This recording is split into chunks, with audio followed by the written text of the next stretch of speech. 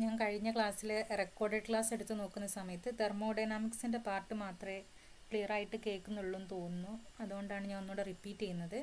നമ്മൾ ഡിസ്കസ് ചെയ്തതായിരുന്നു structure of atom അല്ലേ. എന്താ ആറ്റം എന്ന് പറഞ്ഞാൽ? എന്താ ആറ്റം? ആറ്റത്തിനകത്ത് ആരൊക്കെ ഉണ്ട്? ഇതൊക്കെ എല്ലാവർക്കും അറിയുന്നതല്ലേ. എന്നാലും ഞാൻ ജസ്റ്റ് ഒരു ഇൻഫോർമേഷൻ പറയാം. എന്താ സംഭവിക്കുക? ഒരു ആറ്റത്തിനെ കൺസിഡർ ചെയ്യുന്ന സമയത്ത് ഏറ്റവും സെൻട്രൽ പാർട്ടിൽ ആരാളുള്ളത്? ന്യൂക്ലിയസ് ആണുള്ളത്. ഈ ന്യൂക്ലിയസിൽ ആരൊക്കെയാണുള്ളത്? Neutrons plus protons. ഇതിൽ ന്യൂട്രോൺസിന് എന്തില്ല? ചാർജ് ഇല്ല. ചാർജ് ലെസ് ആയിട്ടുള്ള പാർട്ടിക്കിൾസ് ആണ് ന്യൂട്രോൺസ്. പിന്നെ വരുന്നത് പ്രോട്ടോൺസ്. പ്രോട്ടോൺസ് എന്ത് ചാർജാണ് കാണിക്കുന്നത്? പോസിറ്റീവ് ചാർജാണ് കാണിക്കുന്നത്. ഇനി ഇവിടെ കുറേ എന്തുണ്ടാവും? ഷെൽസുകൾ ഉണ്ടാവും, അല്ലെങ്കിൽ എനർജി ലെവൽസുകൾ ഉണ്ടാവും. ഇവിടെയാണ് നമ്മൾ ആരുണ്ടാവുക? Electrons revolve ചെയ്യുന്നുണ്ടാവുക. ഇതാണ് ബേസിക് ആയിട്ടുള്ള ആറ്റത്തിൻ്റെ സ്ട്രക്ചർ. ക്ലിയർ അല്ലേ? ഇനി ഇലക്ട്രോൺസിന് എന്ത് ചാർജ് ആയിരിക്കും ഉണ്ടാവുക? നെഗറ്റീവ് ചാർജാണ് ഉണ്ടാവുക. ഓക്കെ അല്ലേ? ഇനി ഡുവൽ നേച്ചർ ഓഫ് മാറ്റർ. ഈ മാറ്റർ എന്ന് പറഞ്ഞാൽ എന്താ സംഭവം? നമ്മൾ ആറ്റങ്ങൾ അതായത് formed of so many atoms അല്ലേ. ആറ്റംസ് കമ്പൈൻ ചെയ്തിട്ടാണ് എന്തുണ്ടാവുന്നത്? മോളിക്യൂൾസ് ഉണ്ടാവുന്നത്. അങ്ങനെ ഈ മോളിക്യൂൾസ് പിന്നെ ഉണ്ടാക്കുന്നതാണ് ആര്? മാറ്റർ. അപ്പോൾ എന്താ ഡുവൽ നേച്ചർ ഓഫ് മാറ്റർ എന്ന് പറഞ്ഞാൽ മാറ്റർ പാർട്ടിക്കിൾ നേച്ചറും കാണിക്കുന്നുണ്ട്, അതേപോലെ തന്നെ വേവ് നേച്ചറും കാണിക്കുന്നുണ്ട്. സിമ്പിളായിട്ട് പറയുകയാണെങ്കിൽ ഒരു മാറ്റർ നമ്മൾ കൺസിഡർ ചെയ്യുന്ന സമയത്ത് അത് ഓൾമോസ്റ്റ് ഒരു പാർട്ടിക്കിൾ പോലെ തന്നെയാണ് അല്ലേ. അപ്പോൾ അത് ആ പാർട്ടിക്കിളിൻ്റേതായിട്ടുള്ള നേച്ചർ കാണിക്കും. അതിലാർക്കും കൺഫ്യൂഷൻ ഇല്ലല്ലോ. ഇനി വേവ് നേച്ചർ കാണിക്കുന്നുണ്ട്. അപ്പോൾ അതെന്താണെന്ന് വെച്ചാൽ നമ്മൾ സബ് അറ്റോമിക് ലെവൽസിലേക്ക് വരുന്ന സമയത്ത് അവർ പാർട്ടിക്കിളിൻ്റെ നേച്ചർ അല്ല കാണിക്കുക. അവരെങ്ങനെ കാണിക്കുക? ഒരു വേവ് ലൈക്ക് നേച്ചറാണ് കാണിക്കുക. അപ്പോൾ പാർട്ടിക്കിളിൻ്റെ കേസിൽ പാർട്ടിക്കിൾ മൂവ് ചെയ്യുന്നത് എങ്ങനെയായിരിക്കും? സ്ട്രെയിറ്റ് ആയിട്ടായിരിക്കും അല്ലേ. ഇനി നമ്മൾ സബ് അറ്റോമിക് ലെവൽസിലേക്ക് വരുന്ന സമയത്ത് അവിടെ എങ്ങനെയായിരിക്കും മൂവ്മെൻറ്റ് ഉണ്ടാവുക? Like A wave. സൈസ് കുറഞ്ഞത് കാരണം അവിടെ വേവ് ലൈക്ക് ആയിരിക്കും അവരുടെ നേച്ചർ ഉണ്ടാവുക. അതുകൊണ്ടാണ് ഡുവൽ നേച്ചർ ഓഫ് മാറ്റർ എന്ന് പറയുന്നത്. അവരെന്തൊക്കെ നേച്ചറാണ് എക്സിബിറ്റ് ചെയ്യുന്നത്? പാർട്ടിക്കിൾ നേച്ചറും വേവ് നേച്ചറും. ക്ലിയർ അല്ലേ? ഇനി ഫോട്ടോ ഇലക്ട്രിക് എഫക്റ്റ് എന്താണ്? ഇതൊക്കെ നമ്മൾ +2 മുതലേ പഠിക്കുന്നതല്ലേ. എന്താ? ഒരു മെറ്റൽ സർഫസിലേക്ക് നമ്മളൊരു ഇലക്ട്രോ മാഗ്നറ്റിക് റേഡിയേഷനെ ഹിറ്റ് ചെയ്യിക്കുന്ന സമയത്ത് അവിടുന്ന് ഇലക്ട്രോൺസ് അല്ലെങ്കിൽ മെറ്റലിൻ്റെ സർഫസ് നിന്ന് ഇലക്ട്രോൺസ് എങ്ങോട്ടേക്ക് പോകും? പുറത്തോട്ട് ഇജക്റ്റ് ചെയ്ത് പോകും. ഇനി ഈ കൊടുക്കുന്ന ഇലക്ട്രോ മാഗ്നറ്റിക് റേഡിയേഷൻ എന്ന് പറഞ്ഞാൽ എന്തിൻ്റെ ഫോമിലായിരിക്കും? ലൈറ്റിൻ്റെ ഫോമിലായിരിക്കും, അല്ലെങ്കിൽ ഫോട്ടോൺസ് ആയിട്ടായിരിക്കും നമ്മൾ കൊടുക്കുന്നുണ്ടാവുക. ക്ലിയർ ആണോ? ഇതാണ് ഫോട്ടോ ഇലക്ട്രിക് എഫക്റ്റ് എന്ന് പറഞ്ഞാൽ. അതിൽ വരുന്ന ഒരു ഇക്വേഷനാണ് ഇത്. Energy is equal to h nu minus phi. ഈ ഫൈ എന്ന് പറഞ്ഞാൽ വർക്ക് ഫങ്ഷൻ കേട്ടോ. Energy equal to h nu minus phi. ഇനി അറിയേണ്ടത് ത്രഷോൾഡ് ഫ്രീക്വൻസി. ത്രഷോൾഡ് ഫ്രീക്വൻസി എന്ന് പറഞ്ഞാൽ ഇപ്പം നമ്മൾ പറഞ്ഞു ഒരു മെറ്റൽ സർഫസ് നിന്ന് ഒരു ഫോട്ടോണിനെ കൊടുക്കുന്ന സമയത്ത് ഒരു ഇലക്ട്രോൺ എന്ത് ചെയ്യുന്നുണ്ട്? ഇജക്റ്റ് ചെയ്ത് പോകുന്നുണ്ട്. അപ്പം നമ്മളൊരു പെർട്ടിക്കുലർ ലെങ്ത് അല്ലെങ്കിൽ പെർട്ടിക്കുലർ ഫ്രീക്വൻസിയിലുള്ള അല്ലെങ്കിൽ ഫോട്ടോണിനെ കൊടുത്താൽ മാത്രമേ എന്ത് ചെയ്യുള്ളൂ, അല്ലെങ്കിൽ ലൈറ്റിനെ കൊടുത്താൽ മാത്രമേ എന്ത് ചെയ്യുള്ളൂ? ഈ ഇലക്ട്രോണിന് ഇജക്ഷൻ സംഭവിക്കുകയുള്ളൂ. അപ്പോൾ ആ പർട്ടിക്കുലർ പോയിന്റ് എത്തുന്ന വരെ നമ്മൾ എത്ര കൊടുത്താലും ആ ഇലക്ട്രോൺ എന്ത് ചെയ്യില്ല? ആ സർഫസിൽ നിന്ന് ഇജക്റ്റ് ചെയ്ത് പോകില്ല. അപ്പോൾ the minimum frequency of light required to cause the ejection of electrons from a material. അതിനെയാണ് നമ്മൾ എന്ത് പറയുന്നത്? ത്രഷോൾഡ് ഫ്രീക്വൻസി എന്ന് പറയുന്നത്. ഓർത്ത് വെക്കണേ. സ്റ്റേറ്റ്മെൻറ്റ് ടൈപ്പ് വരുന്ന സമയത്തൊക്കെ യൂസ് ആവുന്നതാണ്. ഇനി അടുത്തതാണ് വർക്ക് ഫംഗ്ഷൻ. അപ്പോൾ നോക്കിക്കേ, നമ്മൾ പറഞ്ഞു ഇലക്ട്രോൺ നമ്മൾ സർഫസിൽ നിന്ന് റിമൂവ് ചെയ്യുക. അപ്പോൾ ഈ റിമൂവ് ചെയ്യുന്ന സമയത്ത് അവിടെ എന്ത് വേണം? ഒരു എമൗണ്ട് ഓഫ് എനർജി വേണം. നമ്മളൊരു സർഫസിൽ നിന്ന് ഇലക്ട്രോണെ റിമൂവ് ചെയ്യുന്ന സമയത്ത് അവിടെ എന്ത് വേണം? ഒരു സർട്ടൈൻ എമൗണ്ട് എനർജി ഉണ്ടെങ്കിൽ മാത്രമേ എന്ത് ചെയ്യുള്ളൂ? ആ ഇലക്ട്രോണെ നമുക്ക് അവിടുന്ന് റിമൂവ് ചെയ്യാൻ പറ്റുള്ളൂ. അതിനെയാണ് നമ്മൾ എന്ത് പറയുന്നത്? വർക്ക് ഫംഗ്ഷൻ എന്ന് പറയുന്നത്. ക്ലിയർ ആണോ? അപ്പോൾ ത്രഷോൾഡ് ഫ്രീക്വൻസി എന്താണെന്ന് പറഞ്ഞു, വർക്ക് ഫംഗ്ഷൻ എന്താണെന്ന് പറഞ്ഞു. ഇനി ശ്രദ്ധിക്കുക, നമ്മൾ ഈ ഡുവൽ നേച്ചർ ഓഫ് മാറ്റർ ഒക്കെ എക്സ്പ്ലെയിൻ ചെയ്യുന്നത് ഏത് എഫക്റ്റാണ്? ഫോട്ടോ ഇലക്ട്രിക് എഫക്റ്റ് വഴിയാണ് കേട്ടോ. ഡുവൽ നേച്ചർ ചിലപ്പം ചോദിക്കാം, dual nature explained by which theory അല്ലെങ്കിൽ വിച്ച് ഇതെന്നൊക്കെ ചോദിക്കുന്ന സമയത്ത് നമ്മൾ ഏതാണ് ഓർക്കേണ്ടത്? Photo electric effect. ക്ലിയർ ആണോ? കുഴപ്പമൊന്നുമില്ലല്ലോ. ഇനി അടുത്തത് ഇനി ജനറലി ഓർക്കേണ്ടത് നമ്മൾ ഈ ഫോട്ടോൺസ് എന്ന് പറഞ്ഞാൽ എന്താണ്? മെയിൻലി ഫോട്ടോൺസ് എന്ന് പറഞ്ഞാൽ പാക്കറ്റ്സ് ഓഫ് എനർജി കേട്ടോ. Packets of energy. ഓക്കെ. ഇനി ഇപ്പോൾ നമ്മൾ നോക്കിക്കേ, ഒരു ഇലക്ട്രോൺ നമ്മൾ ഇജക്റ്റ് ചെയ്യുന്ന സമയത്ത് ഇതെങ്ങനെയാണ് മൂവ് ചെയ്യുക? ഇലക്ട്രോൺ ഇങ്ങനെ വേവ് ലൈക്ക് ആയിട്ടായിരിക്കും മൂവ് ചെയ്യുന്നുണ്ടാവുക. അതാണ് എന്ത് ചെയ്യുന്നത്? പാർട്ടിക്കിൾ നേച്ചർ മാത്രമല്ല വേവ് ലൈക്ക് പ്രോപ്പർട്ടിയും ആര് കാണിക്കുന്നുണ്ടെന്ന് പറയുന്നത്, പാർട്ടിക്കിൾസ് കാണിക്കുക, മാറ്റർ കാണിക്കുന്നുണ്ടെന്നുള്ളൊരു എക്സ്പ്ലനേഷൻ വന്നത് കേട്ടോ, ജസ്റ്റ് ഓർത്ത് വെക്കുക. ഇനി അടുത്തതാണ് ബോർസ് തിയറി. ഇതിലാണ് നമ്മൾ കറക്റ്റായിട്ട് എന്താണ് ആറ്റം എങ്ങനെയാണെന്നൊക്കെ ഉള്ളത് പറയുന്നത്. അപ്പോൾ ആറ്റമാണെന്ന് അറിയാം. ആറ്ററിൻ്റെ സെൻറ്ററിൽ എന്തുണ്ട്, ന്യൂക്ലിയസ് ഉണ്ട്. ന്യൂക്ലിയസിൽ ആരൊക്കെ ഉണ്ട്, പ്രോട്ടോൺസ് ഉണ്ട്, ന്യൂട്രോൺസ് ഉണ്ട്. ന്യൂക്ലിയസിൻ്റെ size as compared to the size of the atom very small ആണ് അല്ലേ, ഇതെല്ലാവർക്കും അറിയുന്നതല്ലേ. ഇനി നമുക്കറിയാം ഇലക്ട്രോൺസ് എന്താ ചെയ്യുന്നത്, ഓരോ എനർജി ലെവൽസിലായിരിക്കും കറങ്ങിക്കൊണ്ടിരിക്കുന്നത്. അതിനെയാണ് നമ്മൾ എന്ത് പറയുന്നത്, ഓർബിറ്റ്സ് എന്ന് പറയുന്നത് കേട്ടോ, ഓർബിറ്റ്സ് എന്ന് പറയും. ഇനി അടുത്തത് ഓക്കെ, ഇനി നമുക്കറിയാം ഒരു ഫോഴ്സ് ഓഫ് അട്രാക്ഷൻ ഉണ്ടാവും അല്ലേ. അപ്പോൾ സെൻട്രൽ പാർട്ടിൽ നമ്മൾ പോസിറ്റീവ് ചാർജും ഇലക്ട്രോൺസിന് നെഗറ്റീവ് ചാർജാണുള്ളത്. അപ്പോൾ ഈ ഇലക്ട്രോൺസ് ഇങ്ങനെ റിവോൾവ് ചെയ്യുന്ന സമയത്ത് ഈ സെൻട്രൽ പാർട്ടിലുള്ള പോസിറ്റീവ് ചാർജുമായിട്ട് ഒരു ഫോഴ്സ് ഓഫ് അട്രാക്ഷൻ വരും. അതിനെയാണ് നമ്മൾ എന്ത് പറയുന്നത്, സെൻട്രിഫ്യൂഗൽ ഫോഴ്സ് എന്ന് പറയുന്നത്. ക്ലിയർ ആണോ? എപ്പോഴും ഒരു നമ്മളിപ്പം ആറ്റത്തിനെ കൺസിഡർ ചെയ്യുന്നത് എങ്ങനെയാണ്, ഒരു സർക്കിളായിട്ടല്ലേ. അപ്പോൾ ആ സർക്കിളിൻ്റെ കേസിൽ വരുന്ന ഫോഴ്സാണ് ഇത്, അതായത് സെൻട്രലിൽ ആരുണ്ട്, ന്യൂക്ലിയസ് ഉണ്ട്, ഇലക്ട്രോൺ സർക്കിൾ ഫോമിലാണ് എന്ത് ചെയ്യുന്നത്, കറങ്ങുന്നത്. അപ്പോൾ അവിടെ എന്തുണ്ടാവും, ഒരു സെൻട്രിഫ്യൂഗൽ ഫോഴ്സ് ഉണ്ടാവും. അങ്ങനെയുള്ള കേസിൽ നമ്മൾ എങ്ങനെയാണ് കാണുക, ആംഗുലാർ മൊമെൻറ്റം ആയിരിക്കും കൺസിഡർ ചെയ്യുന്നുണ്ടാവുക. ക്ലിയർ ആണോ? സർക്കുലാർ മോഷൻ ആയത് കാരണം അല്ലെങ്കിൽ സെൻട്രിഫ്യൂഗൽ ഫോഴ്സ് ആയത് കാരണം അവിടെ നമ്മൾ എന്തായിരിക്കും കൺസിഡർ ചെയ്യുന്നുണ്ടാവുക, ആംഗുലാർ മൊമെൻ്റ് ആയിരിക്കും കൺസിഡർ ചെയ്യുക. അപ്പോൾ നോക്കി, ആംഗുലാർ മൊമെൻറ്റത്തിൻ്റെ ഇക്വേഷൻ എങ്ങനെയാണ്, MVR അല്ലേ. ഇനി അപ്പം MVRൻ്റെ ഇക്വേഷൻ എങ്ങനെ വരും, ഇനി അതായത് ഓരോ എനർജി ലെവൽസ് ഉണ്ടെന്ന് പറഞ്ഞു. ഇപ്പോൾ സെൻട്രലിൽ ന്യൂക്ലിയസ് ആണെങ്കിൽ ഓരോ ഷെല്ലുകളുണ്ട് അല്ലേ, ഈ ഷെല്ലുകൾ അല്ലെങ്കിൽ ഓർബിറ്റുകളുണ്ട്, ഇതിലായിരിക്കും നമ്മളെ ഇലക്ട്രോൺസ് കറങ്ങുന്നുണ്ടാവുക. അപ്പോൾ നോക്കുക, ഇപ്പോൾ ആദ്യത്തെ കേസിൽ NH/2π ആയിരിക്കും. ഇനി അടുത്ത സെറ്റിലേക്ക് വരുന്ന സമയത്ത് ആ എന്നിൻ്റെ വാല്യൂ മാത്രമാണ് മാറുന്നത്. കണ്ടോ, ഈ എന്നിൻ്റെ വാല്യൂവിൽ മാത്രമേ ചേഞ്ച് വരുന്നുള്ളൂ. H/2π എന്ന് പറയുന്നത് അവിടെ കോൺസ്റ്റൻ്റ് ആയിട്ടാണ് കാണുന്നത്. അതായത് ഓരോ എനർജി ലെവലിലേക്ക് പോകുന്ന സമയത്തും ഈ H/2π എന്താണ് അവിടെ കോൺസ്റ്റൻ്റ് ആയിട്ടാണ് നിൽക്കുന്നത്. ഈ എന്നിൻ്റെ വാല്യൂ മാത്രമേ ചേഞ്ച് വരുന്നുള്ളൂ. ശ്രദ്ധിക്കുക. അപ്പോൾ നമ്മൾ എങ്ങനെ പറയും, an integral multiple of H/2π. അപ്പോൾ MVRൻ്റെ ഇക്വേഷൻ ഓർത്ത് വെക്കുക, MVR is equal to NH/2π. Clear ആണോ? NH/2π. അപ്പോൾ ഇതിൽ നോക്കുക, M എന്ന് പറഞ്ഞാൽ mass of the electron, R എന്ന് പറഞ്ഞാൽ റേഡിയസ്, V എന്ന് പറഞ്ഞാൽ വെലോസിറ്റി ഓഫ് ദ ഇലക്ട്രോൺ. ഇനി N എന്ന് പറഞ്ഞാൽ നമ്മൾ ഓരോ ഷെല്ലിൻ്റെ നമ്പർ. അല്ലെങ്കിൽ നോക്കിക്കേ, ന്യൂക്ലിയസ് എന്ന് ഫസ്റ്റത്തെ ഷെല്ലാണെങ്കിൽ ഓക്കെ N=1, രണ്ടാമത്തെ ഷെല്ലാണെങ്കിൽ N=2 അങ്ങനെ പറയാം. അതിനാണ് നമ്മൾ എന്ത് പറയുന്നത്, ഇതാ നോക്കിക്കുക, പ്രിൻസിപ്പിൾ ക്വാണ്ടം നമ്പർ എന്ന് പറയും കേട്ടോ. N-നെ പ്രിൻസിപ്പിൾ ക്വാണ്ടം നമ്പർ എന്ന് പറയും. ഇനി ഇവിടെ ശ്രദ്ധിക്കേണ്ടത് എന്താണെന്ന് വെച്ചാൽ ഓക്കെ, K=N KLMN ഷെൽസ് എന്ന് പറഞ്ഞിട്ട് നിങ്ങൾ പഠിച്ചിട്ടുണ്ടാവുമല്ലോ അല്ലേ. അതിൽ ഈ K ഷെല്ലിനെ പറയുന്നതാണ് N=1, L-നെ പറയുന്നതാണ് N=2, അങ്ങനെ ഓർത്ത് വെക്കുക. ഇനി അടുത്തത് ഓക്കെ, ഇനി ഈ എമിഷൻ എന്താണ്, അബ്സോർപ്ഷൻ എന്താണെന്നുള്ളത്. എമിഷൻ എന്ന് പറഞ്ഞാൽ എന്താണ്, ഇപ്പോൾ നോക്കിക്കുക, താഴെ വരയ്ക്കുന്ന സ്റ്റേറ്റ് ആയിരിക്കും ഗ്രൗണ്ട് സ്റ്റേറ്റ് കേട്ടോ. ഗ്രൗണ്ട് സ്റ്റേറ്റ്, ബാക്കിയുള്ളതൊക്കെ എന്താണ്, എക്സൈറ്റഡ് സ്റ്റേറ്റ്സാണ്. അപ്പോൾ നോക്കിക്കേ, ഒരു എക്സൈറ്റഡ് സ്റ്റേറ്റിൽ നിന്ന് ഗ്രൗണ്ട് സ്റ്റേറ്റിലോട്ട് ഇലക്ട്രോൺ വരികയാണ്. കണ്ടോ, താഴത്തെ സ്റ്റേറ്റിലേക്ക് വരിക, മേലത്തെ സ്റ്റേറ്റിൽ നിന്ന് താഴത്തെ സ്റ്റേറ്റിലോട്ട് വരികയാണ്. With the emission of A photon. ഒരു എനർജി അല്ലെങ്കിൽ ഒരു ഫോട്ടോണിനെ എമിറ്റ് ചെയ്തുകൊണ്ടാണ് ആര് വരുന്നത്, ഇലക്ട്രോൺ ഗ്രൗണ്ട് സ്റ്റേറ്റിലേക്ക് വരുന്നത്. ആ പ്രോസസ്സിനെയാണ് നമ്മൾ എന്ത് പറയുന്നത്, എമിഷൻ എന്ന് പറയുന്നത്. ക്ലിയർ ആണോ? ഇനി എന്താണ് അബ്സോർപ്ഷൻ എന്ന് പറഞ്ഞാൽ, ഒരു ഗ്രൗണ്ട് സ്റ്റേറ്റിലുള്ള ഇലക്ട്രോണ് എനർജി അബ്സോർബ് ചെയ്തിട്ട് എവിടേക്ക് പോവാണ്, ഒരു എക്സൈറ്റഡ് സ്റ്റേറ്റിലേക്ക് പോവാം. ഓർത്ത് വെക്കണം, അബ്സോർപ്ഷൻ ഓഫ് എനർജി. അതായത് ഒരു ഇലക്ട്രോൺ ഗ്രൗണ്ട് സ്റ്റേറ്റിലെ ഇലക്ട്രോൺ എന്താ ചെയ്യുന്നത്, by the absorption of an energy it excited to the excited state. Okay ആണോ? കുഴപ്പമൊന്നുമില്ലല്ലോ. എമിഷൻ അല്ലെങ്കിൽ നിങ്ങളുടെ ക്വസ്റ്റ്യനിൽ ചിലപ്പം പറയും എമിഷൻ അല്ലെങ്കിൽ അബ്സോർപ്ഷൻ എന്ന് പറയുന്ന സമയത്ത് നിങ്ങൾക്ക് ആ കൺസെപ്റ്റ് കിട്ടണം. എമിഷൻ എന്ന് പറഞ്ഞാൽ എന്താണ്, താഴത്തോട്ട് വരിക, അല്ലെങ്കിൽ എക്സൈറ്റഡ് സ്റ്റേറ്റിൽ നിന്ന് ഗ്രൗണ്ട് സ്റ്റേറ്റിലോട്ട് വരിക. ഗ്രൗണ്ട് സ്റ്റേറ്റ് ആവണമെന്നില്ല.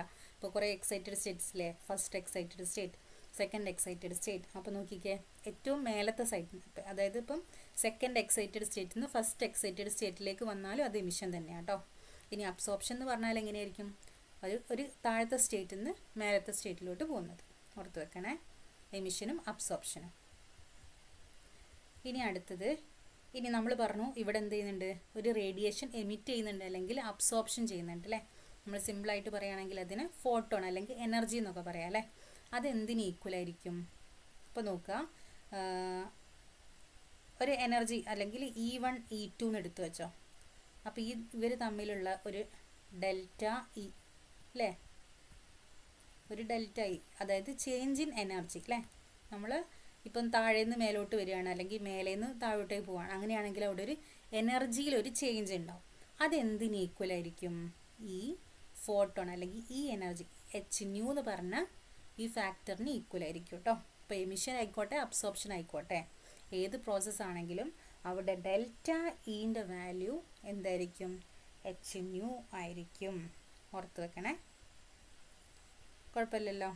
ഇനി h എന്ന് പറഞ്ഞാൽ പ്ലാങ്ക്സ് കോൺസ്റ്റൻ്റ് ആണ്, ന്യൂ എന്ന് പറഞ്ഞാൽ ഫ്രീക്വൻസി. ഇനി ശ്രദ്ധിക്കേണ്ടത്, ഇപ്പോൾ എത്ര ശ്രദ്ധിക്കുക, E1 അതേപോലെ തന്നെ E2 ഉണ്ട് അല്ലേ. അപ്പോൾ ഇവർ തമ്മിലുള്ള എനർജി ചേഞ്ച് എന്തിന് ഈക്വൽ ആയിരിക്കും? ഈ എമിറ്റ് ചെയ്ത ഫോട്ടോണിന് ഈക്വൽ ആയിരിക്കും. ഇപ്പോൾ E1ഉം E2 അറിയാം അല്ലേ, ഇവർ തമ്മിലുള്ള എനർജി ചേഞ്ച് എന്തിന് ഈക്വൽ ആയിരിക്കും? ഇവിടുന്ന് എമിറ്റ് ചെയ്ത ഫോട്ടോണിന് ഈക്വൽ ആയിരിക്കും, അതായത് hν ഈക്വൽ ആയിരിക്കും. ക്ലിയർ ആണോ? ഓക്കെ അല്ലേ. ഇനി അടുത്തത് ഇനി ഇതിൻ്റെ അഡ്വാൻറ്റേജസ് എന്തൊക്കെയാണെന്ന് ചോദിച്ചാൽ ഇതിൻ്റെ അകത്തുനിന്ന് കുറച്ച് നമുക്ക് സിമ്പിളായിട്ട് എടുക്കാൻ പറ്റുന്ന കാര്യങ്ങളുണ്ട് കേട്ടോ. അതുകൊണ്ട് ഇത് കുറച്ച് കൂടുതലായിട്ട് നോക്കണം, സ്ട്രെസ് ചെയ്യണം. അതായത് ബോർസിൻ്റെ അഡ്വാൻറ്റേജസ് ആണ്. കുറേ തിയറീസ് ഉണ്ട്, അതിൽ ഒന്നാണ് ബോർസ് തിയറി.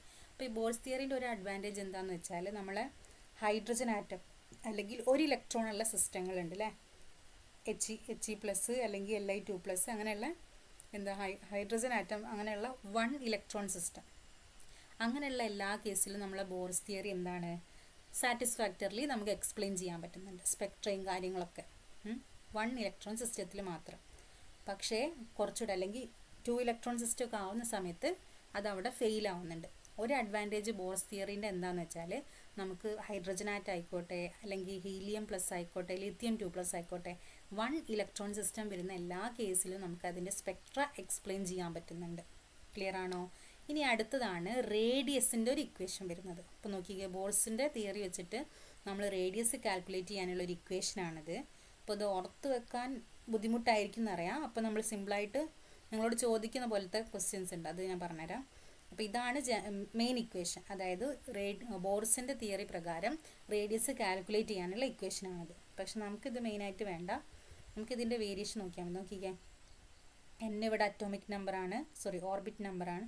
n എന്ന് പറഞ്ഞാൽ orbit number, m mass number, E എന്താണെന്നറിയാം, k എന്താണെന്നറിയാം, കൊളംബിക് കോൺസ്റ്റൻ്റ് കേട്ടോ, z അറ്റോമിക് നമ്പർ. ഓർത്ത് വെക്കുക. ഇനി നമുക്ക് ഫൈനൽ ഇക്വേഷൻ എങ്ങനെ എഴുതാം വെച്ചാൽ, ഈ വാല്യൂസ് ഒക്കെ നമുക്ക് അറിയുന്നതല്ലേ, ഇത് 1.6 മാസ് ഓഫ് ഇലക്ട്രോൺ, ഇതൊക്കെ അറിയുന്നതാണ്. അതൊക്കെ കാൽക്കുലേറ്റ് ചെയ്ത് ലാസ്റ്റ് നമുക്കൊരു ഫൈനൽ ഇക്വേഷൻ എത്താം. എങ്ങനെ?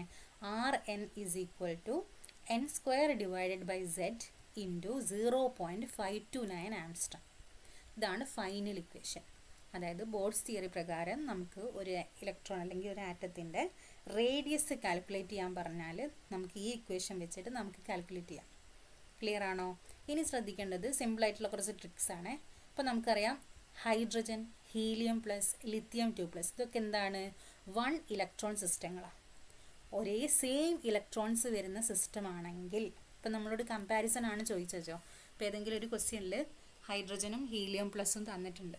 അപ്പോൾ നിങ്ങളോട് അവരുടെ റേഡിയസ് കാൽക്കുലേറ്റ് ചെയ്യാൻ പറഞ്ഞാൽ നമുക്ക് എന്ത് മാത്രം നോക്കിയാൽ മതി? R is proportional to n². കാരണം എന്താണ് അവിടെ?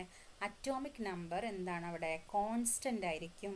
അങ്ങനെയുള്ള കേസിൽ നമുക്ക് റേഡിയസ് എങ്ങനെ കാണാം? R is proportional to n² മാത്രം നോക്കിയാൽ മതി.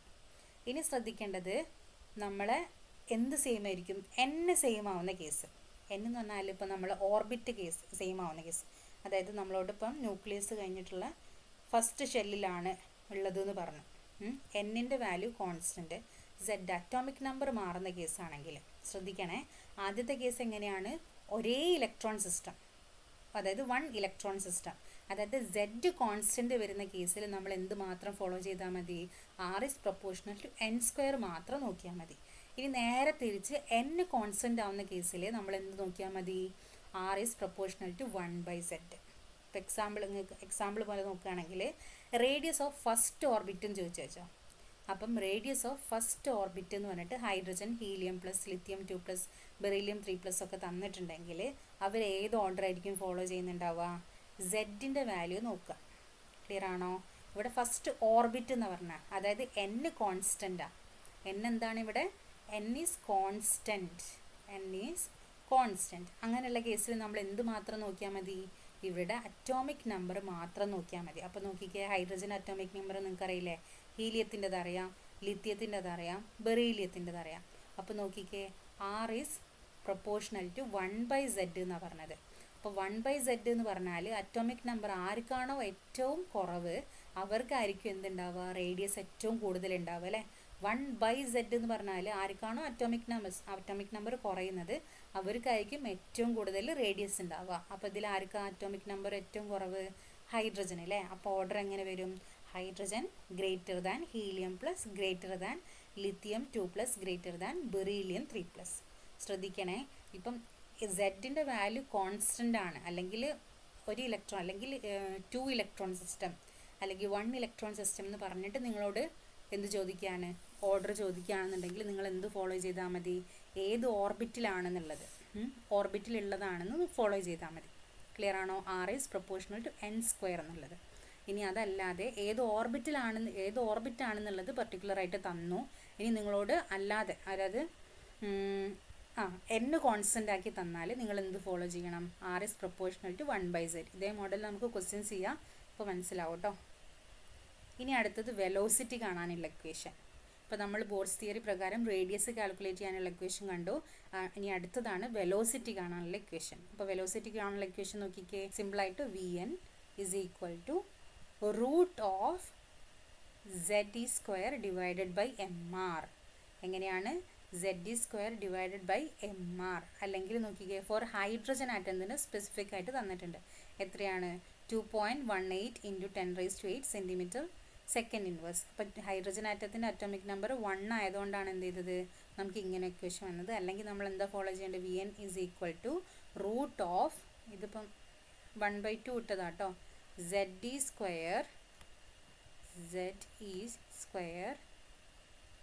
Divided by mr. ഇങ്ങനെയാണ് വരിക.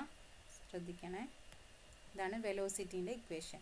ഇനി നോക്കിക്കേ, നിങ്ങളോട് പറയാണ്, ഇപ്പം ഫോർ എ പെർട്ടിക്കുലർ സിസ്റ്റം, അതായത് സെഡിൻ്റെ വാല്യൂ കോൺസ്റ്റൻ്റാണ്. സെഡിൻ്റെ വാല്യൂ എന്താണ്? കോൺസ്റ്റൻ്റ് ആണ്. അങ്ങനെയാണെങ്കിൽ നിങ്ങൾ എങ്ങനെയാണ് ചെയ്യാത്? സെഡിൻ്റെ വാല്യൂ കോൺസ്റ്റൻ്റ് ആണെങ്കിൽ നോക്കിക്കേ, V is proportional to 1/n.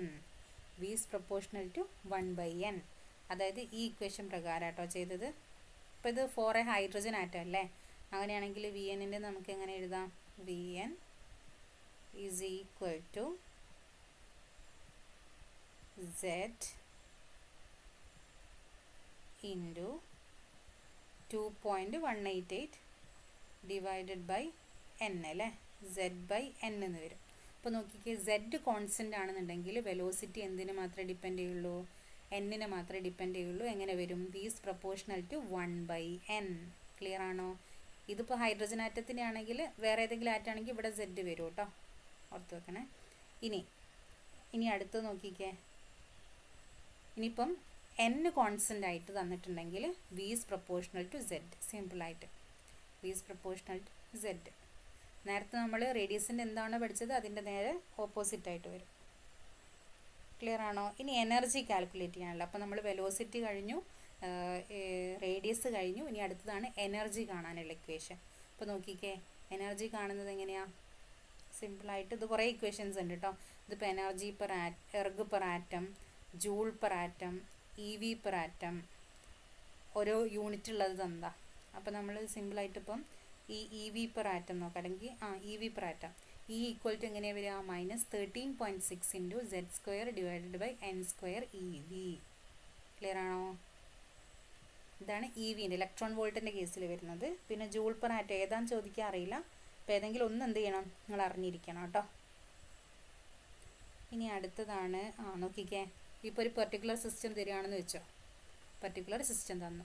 അങ്ങനെയാണെങ്കിൽ നമ്മൾ എങ്ങനെയായിരിക്കും പ്രൊപ്പോർഷണൽ വരിക? Is proportional to -1/n². Confusion ഇല്ലല്ലോ, -1/n². ഇനി അഥവാ n ഈക്വൽ ടു കോൺസ്റ്റൻറ്റ് തന്നു, അങ്ങനെയുള്ള കേസിൽ എങ്ങനെ വരും? Is proportional to -z². Clear ആണോ? ഇനി നോക്കിക്കേ, for the system hydrogen helium plus lithium 2 plus beryllium 3 plus, ഇതിലൊക്കെ എന്താണ്, എൻ ഈസ് സെയിം. എൻ എന്താണ്, സെയിം. അങ്ങനെയുള്ള കേസിൽ നമ്മൾ എന്താ ഉപയോഗിക്കുക, is proportional to minus Z square.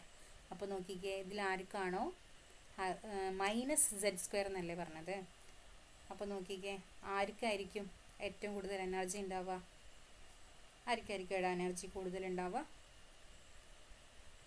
ആർക്കാണോ അറ്റോമിക് നമ്പർ കൂടുതലുള്ളത്. ഈ ഓർഡർ തെറ്റാട്ടോ, ഈ ഓർഡർ തെറ്റാ. കാരണം അറ്റോമിക് നമ്പർ ആർക്കാ കൂടുതൽ, ബെറീലിയത്തിനല്ലേ.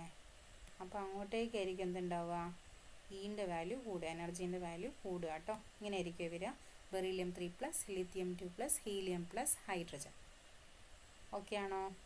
ഇനിയിപ്പോൾ നമ്മളോട് ചോദിക്കുന്ന ക്വസ്റ്റ്യൻ ആണ് ചേഞ്ച് ഇൻ എനർജി ചോദിക്കും. അപ്പോൾ നോക്കുക, ചേഞ്ച് ഇൻ എനർജി എന്ന് പറഞ്ഞാൽ final minus initial, final energy minus initial. അപ്പോൾ നോക്കുക എങ്ങനെയായിരിക്കും വരിക, സിമ്പിളായിട്ട് delta is equal to 13.6 into Z square into 1/n1 square minus 1/n2 square E V per atom. Okay ആണോ? ഇനി അതല്ല, നമുക്ക് വേറൊരു മോഡൽ എഴുതാൻ പറ്റും. എങ്ങനെ, ഏത് കേസിൽ, ഇതാ 1/λ is equal to nu bar equal to R Z square 1/n1 square minus 1/n2 square. ഇങ്ങനെ എഴുതാം കേട്ടോ ഇക്വേഷൻ. അപ്പോൾ നമ്മൾ എനർജീൻ്റെ വേറൊരു ഇക്വേഷൻ, അത് നേരെ 1/λ ആകുമ്പോൾ വേറൊരു ഇക്വേഷൻ. ഇനി ഇങ്ങനത്തെ ഇക്വേഷൻസ് ഒക്കെ നോട്ട് ചെയ്ത് വെക്കണം, ഇമ്പോർട്ടൻ്റ് ആണ്. ഇനി quantisation of energy of electron. ഇപ്പോൾ ഗ്രൗണ്ട് സ്റ്റേറ്റിൽ ഇപ്പോൾ നമ്മൾ പറഞ്ഞു n ഈക്വൽ ടു, അതായത് ഗ്രൗണ്ട് സ്റ്റേറ്റ് എന്ന് പറഞ്ഞാൽ എപ്പോഴും n ഈക്വൽ ടു 1 ആയിരിക്കും കേട്ടോ. കൺഫ്യൂഷൻ, n ഈക്വൽ ടു 0 വരില്ല, n ഈക്വൽ ടു 1 ആണ് ഓൾവേസ് ഗ്രൗണ്ട് എന്ന് പറഞ്ഞാൽ. അപ്പം ഇവിടെ 0 അല്ലാത്തത് കാരണം ഈ ഗ്രൗണ്ട് സ്റ്റേറ്റിൽ നമുക്കൊരു മിനിമം എനർജി ഉണ്ടാവും അല്ലേ. ഇപ്പോൾ നമ്മൾ 0 ആണ് വരുന്നതെങ്കിൽ ഓക്കെ, എനർജി എന്തായിട്ട് പോവുമായിരുന്നു, 0 ആയിട്ട് പോയിരുന്നു. പക്ഷേ നമ്മളെ ഗ്രൗണ്ട് സ്റ്റേറ്റിൻ്റെ വാല്യൂ എന്താണ്, n ഈക്വൽ ടു 1 ആയത് കാരണം അവിടെ എന്തുണ്ടാവും, ഒരു മിനിമം എനർജി ഉണ്ടാകും. അതാണ് ഇത് E1 is equal to minus 13.6 electron volt. Clear ആണോ? ഇനി എക്സൈറ്റഡ്, ഇതാണ് ഗ്രൗണ്ട് സ്റ്റേറ്റിൻ്റെ കേസ് കേട്ടോ. For an hydrogen atom n equal to 1ൻ്റെ കേസിൽ ഇതായിരിക്കും എനർജി. ഇനി എക്സൈറ്റഡ് സ്റ്റേറ്റ് എന്ന് പറഞ്ഞാൽ എന്തായിരിക്കും, n1 അല്ലെങ്കിൽ n-നേക്കാളും മേലോട്ടുള്ള ആൾക്കാരെയാണ് നമ്മളെന്ത് പറയുക, എക്സൈറ്റഡ് സ്റ്റേറ്റ്സ് എന്ന് പറയുന്നത്. അതായത് n2, n3, n4 എന്ന് പറയുന്ന ആൾക്കാരാണ് എക്സൈറ്റഡ് സ്റ്റേറ്റ്സ്. ഇനി എക്സൈറ്റേഷൻ പൊട്ടൻഷ്യൽ, അതായത് ഇപ്പം നമ്മൾ ഗ്രൗണ്ട് സ്റ്റേറ്റിൽ നിന്ന് ഏത് എക്സൈറ്റഡ് സ്റ്റേറ്റിലേക്ക് പോകുന്ന സമയത്തും നമ്മൾ എന്ത് ചെയ്യണം, ഒരു എനർജി അവിടെ കൊടുക്കണം അല്ലേ. നമ്മൾ പഠിച്ചില്ലേ, അബ്സോർപ്ഷൻ എന്ന് പറഞ്ഞ് പഠിച്ചില്ലേ. നമ്മളൊരു ഗ്രൗണ്ട് സ്റ്റേറ്റിലിരിക്കുന്ന ഇലക്ട്രോണിനെ നമുക്ക് മേലോട്ടേക്ക് കൊടുക്കണമെന്നുണ്ടെങ്കിൽ കൊടുക്കണമെന്നുണ്ടെങ്കിൽ നമ്മൾ എന്ത് ചെയ്യണം, ഒരു സർട്ടൈൻ എമൗണ്ട് ഓഫ് എനർജി അവിടെ കൊടുക്കണം അല്ലേ, വേണം. അപ്പോൾ നോക്കിക്കേ, ഫസ്റ്റ് എക്സൈറ്റേഷൻ പൊട്ടൻഷ്യൽ, അതായത് ഫസ്റ്റ് ഇതിലേക്ക് അല്ലെങ്കിൽ ഫസ്റ്റത്തെ ഷെല്ലിലേക്ക്, അപ്പം നമ്മൾ ഗ്രൗണ്ട്, അത് കഴിഞ്ഞ് ഫസ്റ്റ് എക്സൈറ്റഡ് സ്റ്റേറ്റ്, അവിടേക്ക് നമുക്ക് കൊടുക്കേണ്ട എനർജി എന്ന് പറഞ്ഞാൽ എത്രയായിരിക്കും, E2. ഇതിപ്പം E2 സ്റ്റേറ്റ്, ഇത് E1 സ്റ്റേറ്റ്. ക്ലിയർ ആണോ? അപ്പോൾ നമുക്ക് ഈ E1 നിന്ന് E2ലേക്ക് എക്സൈറ്റ് ചെയ്യിക്കണമെങ്കിൽ വേണ്ട പൊട്ടൻഷ്യൽ എന്ന് പറഞ്ഞാൽ എത്രയാണ്, E2 മൈനസ് E1. അപ്പോൾ അത് ഏകദേശം എത്ര ഉണ്ടാവും, 10.2 ഇലക്ട്രോൺ വോൾട്ട്. ഇനി സെക്കൻഡ് എക്സൈറ്റേഷൻ പൊട്ടൻഷ്യൽ എന്ന് പറഞ്ഞാൽ എങ്ങനെയായിരിക്കും, ഗ്രൗണ്ട് സ്റ്റേറ്റിൽ നിന്ന് നമുക്ക് E3ലേക്ക് കയറ്റാൻ വേണ്ടിയിട്ടുള്ളത്. ഓർക്കണേ, സെക്കൻഡ് എക്സൈറ്റേഷൻ പൊട്ടൻഷ്യൽ എന്ന് പറഞ്ഞാൽ എന്താണ്, E1 നിന്ന് E3ലോട്ട് ഇലക്ട്രോണിന് കൊണ്ടുപോകാനുള്ളത്. അപ്പോൾ നോക്കിക്കേ, അത് എത്രയാണ് വരിക, 12.1 eV. ഇനി എന്താണ് അയണൈസേഷൻ എനർജി എന്ന് പറഞ്ഞാൽ, ഇതായിരിക്കും ഇവിടെ അയണൈസേഷൻ എനർജി എന്ന് പറഞ്ഞാൽ, അതായത് നമ്മളൊരു ആറ്റത്തിൽ ഏറ്റവും ബാലൻസ് ഷെൽ ഉണ്ടാവും അല്ലേ. ഇപ്പം നമ്മളൊരു ആറ്റം കൺസിഡർ ചെയ്യുകയാണെങ്കിൽ ആറ്റത്തിൽ കുറേ ഷെൽസ് ഉണ്ടാവും. ന്യൂക്ലിയസ് സെൻറ്ററിലുണ്ടെങ്കിൽ അതിൽ കുറേ ഷെൽസ് ഉണ്ടാവും അല്ലേ. അപ്പം ഏറ്റവും വാലൻസ് ഷെൽ എന്ന് പറഞ്ഞാൽ ഏറ്റവും ഔട്ടർ ഷെല്ലിലുള്ള ഒരു ഇലക്ട്രോൺ ഉണ്ടാവും. ആ ഇലക്ട്രോണെ റിമൂവ് ചെയ്യാൻ വേണ്ടുന്ന എനർജീനെയാണ് നമ്മൾ എന്ത് പറയുന്നത്, അയണൈസേഷൻ എനർജി എന്ന് പറയുന്നത്. ഇപ്പോൾ നോക്കിക്കുക, അയണൈസേഷൻ എനർജി കാണാനുള്ള ഇക്വേഷനാണ്. ഇപ്പോൾ നമ്മൾ ഈ ഇൻഫിനിറ്റി ആയിട്ടാണ് കൺസിഡർ ചെയ്യുന്നത്. ഇത് ഏറ്റവും ഔട്ടറിലുള്ള എനർജി ഈ ഇൻഫിനിറ്റി ആണെങ്കിൽ, അപ്പോൾ നോക്കിക്കേ, അയണൈസേഷൻ എന്ന് പറഞ്ഞാൽ E infinity minus E N, that is equal to 13.6 into Z effective square divided by N square electron volt. Clear ആണോ? അത് ജസ്റ്റ് നോക്കി വെച്ചാൽ മതി, അത്ര ഇമ്പോർട്ടൻ്റ് ഒന്നല്ല.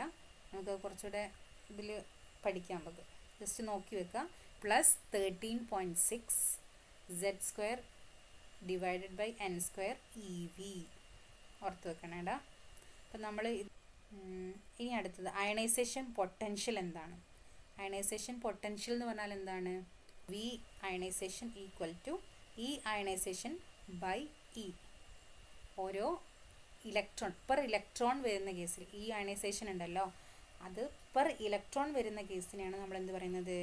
അയണൈസേഷൻ പൊട്ടൻഷ്യൽ എന്ന് പറയുന്നത്. ഓക്കെ ആണോ? ഇനി അടുത്താണ് ഹൈഡ്രജൻ സ്പെക്ട്രം. അപ്പോൾ ഇത് ഇമ്പോർട്ടൻ്റ് ആണ്. അപ്പോൾ നോക്കിക്കേ, ആദ്യത്തെ case N1, N2, N3, N4 എന്ന് പറഞ്ഞിട്ട് കുറേ എനർജി ലെവൽസ് ഉണ്ട്. അപ്പോൾ നോക്കിക്കേ, ഓരോ റേഞ്ച് നോക്കി വെക്കണം, എവിടുന്ന് എങ്ങോട്ടാണ് വരുന്നത് എന്നുള്ളത് കേട്ടോ. അപ്പോൾ നോക്കിക്കേ, ഫസ്റ്റ് ഷെല്ലിലോട്ട്, അതായത് ഗ്രൗണ്ട് സ്റ്റേറ്റിലോട്ട് വരികയാണെന്നുണ്ടെങ്കിൽ, ഇപ്പോൾ നോക്കിക്കേ, ഏത് N7 ആയിക്കോട്ടെ, N8 ആയിക്കോട്ടെ, ഏത് എക്സൈറ്റഡ് സ്റ്റേറ്റിൽ നിന്നും അത് ഡയറക്റ്റായിട്ട് ഫസ്റ്റിലോട്ട് വരികയാണെന്നുണ്ടെങ്കിൽ അങ്ങനെയുള്ള സീരീസിനെയാണ് നമ്മൾ എന്ത് പറയുന്നത്? ലൈമാൻ സീരീസ് എന്ന് പറയുന്നത്. ഓർത്ത് വെക്കണേ, ഏത് മേലത്തെ എക്സൈറ്റഡ് സ്റ്റേറ്റ് ആയിക്കോട്ടെ, അവിടുന്ന് ഫസ്റ്റ് അല്ലെങ്കിൽ ഗ്രൗണ്ട് സ്റ്റേറ്റിലേക്ക് വരുന്നതിനെയാണ് നമ്മൾ എന്ത് പറയുന്നത്? Lyman series. ഇത് ഏത് റേഞ്ചിലാണ് വരുന്നത് നോക്കണേ? UV റേഞ്ചിലാണ് വരുന്നത് കേട്ടോ. ഇനി അടുത്തത് ബാൽമർ സീരീസ്. അതെന്ന് പറഞ്ഞാൽ ഏത് എക്സൈറ്റഡ് ലെവലിൽ നിന്നും സെക്കൻഡ്, അതായത് N=2, അതായത് ഫസ്റ്റ് എക്സൈറ്റഡ് സ്റ്റേറ്റിലോട്ട് വരുന്നത് കേട്ടോ.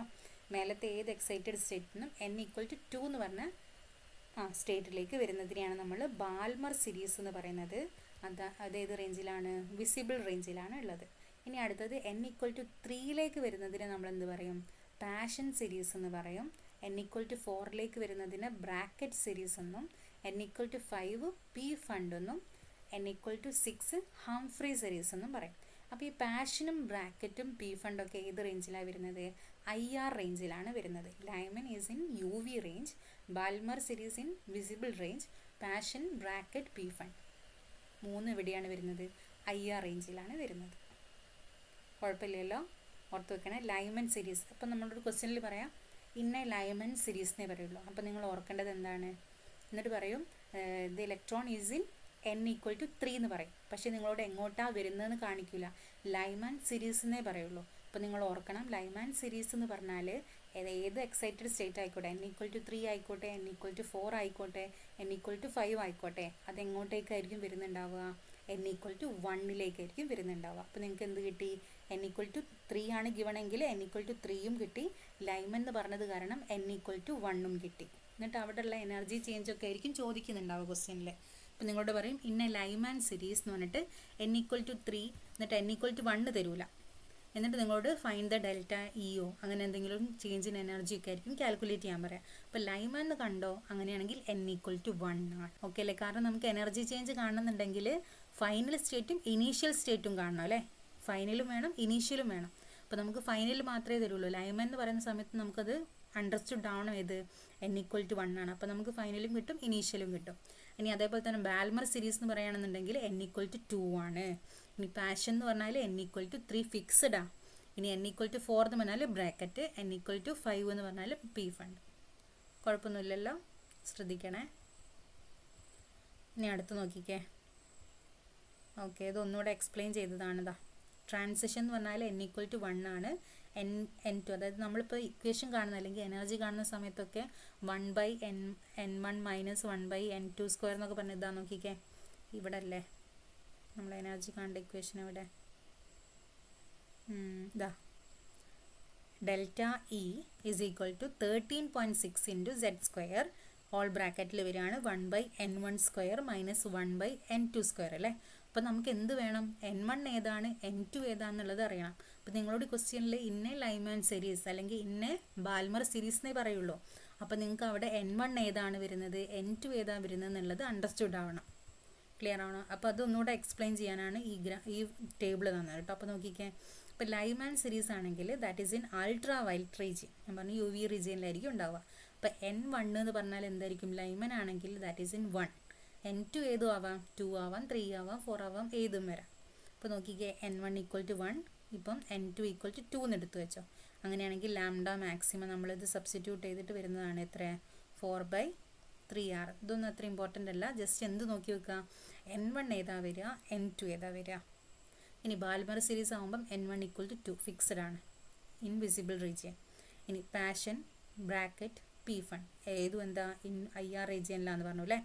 ഇനി n1 ഈക്വൽ ടു 3 ആണ് ഇൻ കേസ് ഓഫ് പാഷനിൽ, n1 ഈക്വൽ ടു 4 ആണ് ഇൻ കേസ് ഓഫ് ബ്രാക്കറ്റിൽ, n1 ഈക്വൽ ടു 5 ആണ് പി ഫണ്ടിൻ്റെ കേസിൽ.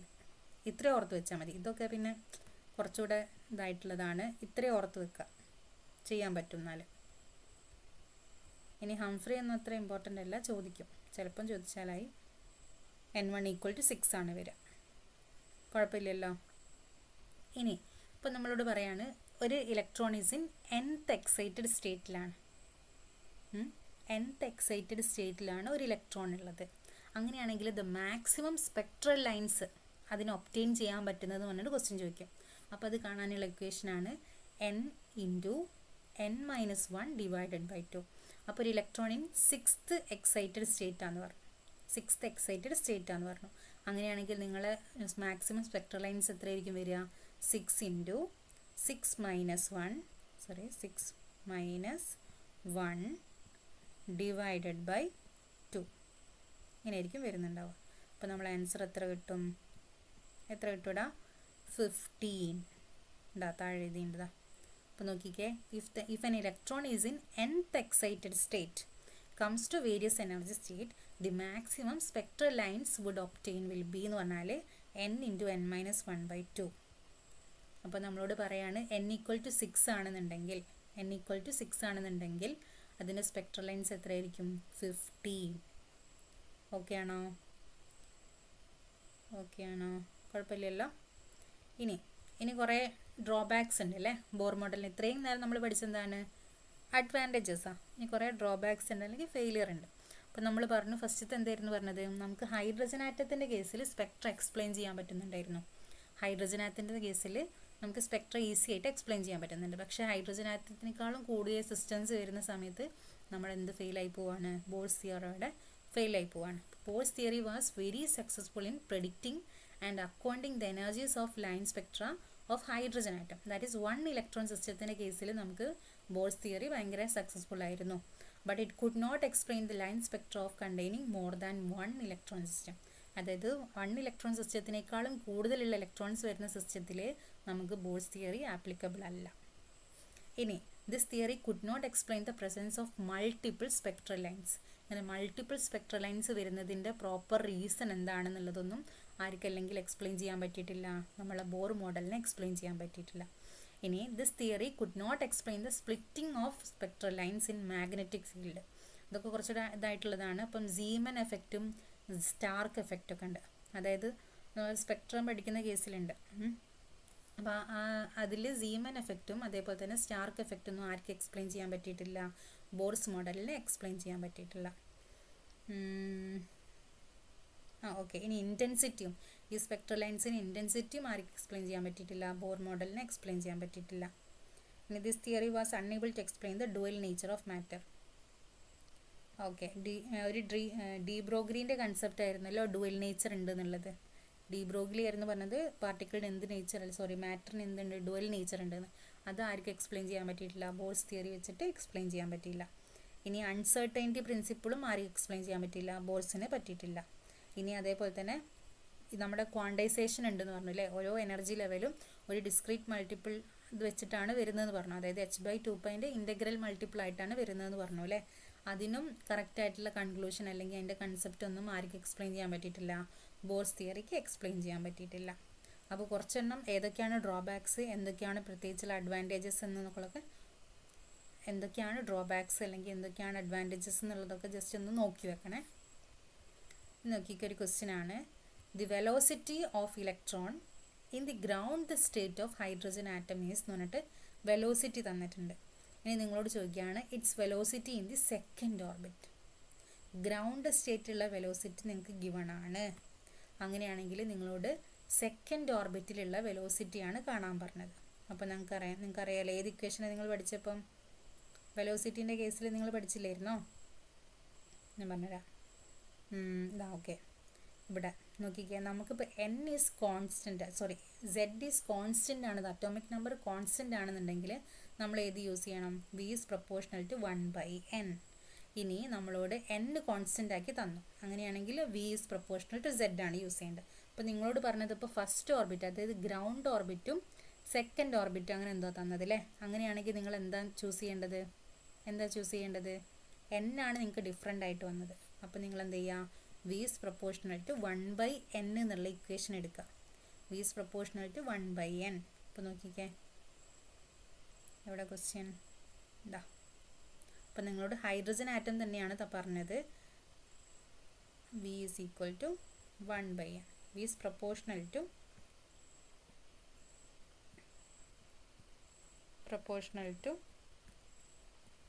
1/n എന്ന് പറഞ്ഞ ഇക്വേഷൻ എടുക്കുക.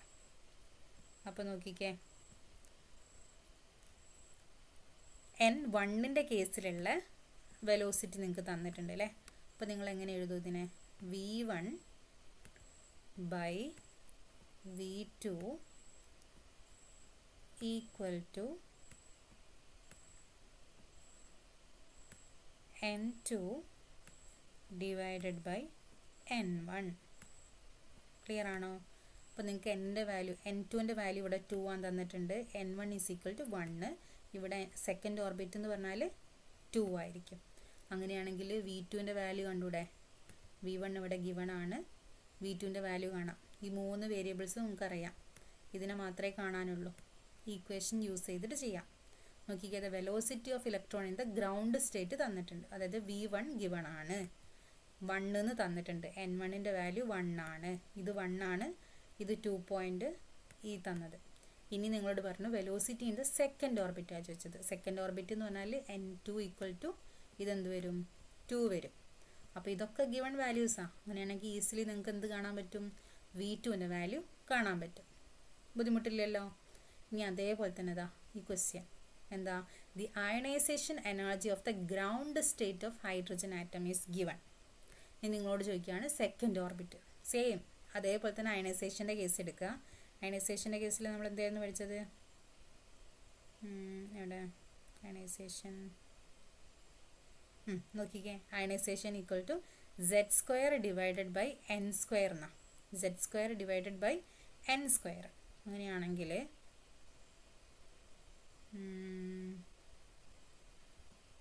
അയണൈസേഷൻ I എന്നോ എന്തെങ്കിലും കൊടുത്തോ? I is proportional to z² divided by n². അപ്പോൾ നിങ്ങൾക്ക് ഇവിടെ എന്താ കോൺസ്റ്റൻ്റ് ആയിട്ട് തന്നത്? ഹൈഡ്രജൻ ആറ്റം തന്നു, അതായത് ഇവിടെ എന്താണ്? z atomic number is constant. അങ്ങനെയാണെങ്കിൽ സെയിം പ്രിൻസിപ്പിൾ വെച്ചിട്ട് തന്നെ നിങ്ങൾക്ക് അങ്ങോട്ടും ഇങ്ങോട്ടും ഇക്വേറ്റ് ചെയ്തൂടെ? എങ്ങനെ എഴുതുക? I1 divided by I2